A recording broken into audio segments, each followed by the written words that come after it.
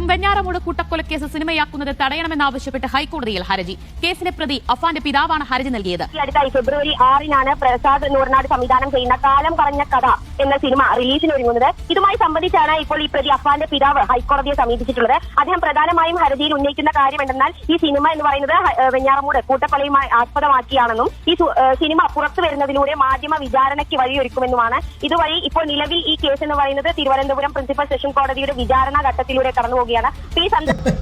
അഫാനെ അവന്റെ ഭാവി അവൻ ആരാണ്? 5 പേരെ കൊന്നു. ആരാ? സ്വന്തം ഉമ്മയെ ആക്രമിച്ചു, പാപ്പയുടെ അനിയനെ കൊന്നു, അവരുടെ ഭാര്യയെ കൊന്നു, അനിയനെ കൊന്നു, കാമുയെ കൊന്നു, ഉമ്മുമ്മാനെ കൊന്നു. അത് ക്രൂരമായിട്ട് തലക്കടിച്ചൊക്കെ ആയിട്ട്. അവനെന്ത് ഭാവി? അവന് ഏറ്റവും കുറഞ്ഞ ശിക്ഷ എന്നുള്ളത് വധശിക്ഷ, അതിൻ്റെ അപ്പുറത്തേക്കില്ല. പിന്നെ എന്താണ്? സാക്ഷിയെ സ്വാധീനിക്കും. എനിക്ക് വേണ്ടത് നാട്ടുകാർ നിങ്ങളോടാണ് ചോദിക്കണം. എനിക്കാണ് ഈ പടം ഇറങ്ങാൻ പോണതുകൊണ്ട് ഒരു പബ്ലിസിറ്റി കൊടുക്കാനുള്ള ശ്രമമാണോ ആ പടം? അല്ല, കാലം പോണ ഏതൊക്കെ രീതിയിലൊക്കെ പബ്ലിസിറ്റി വരാൻ പറ്റില്ല, ഏതൊക്കെ പ്രൊമോഷൻ വരുന്നതും പറയാൻ പറ്റില്ല. എൻ്റെ ഒരു ചോദ്യം കേട്ടോ.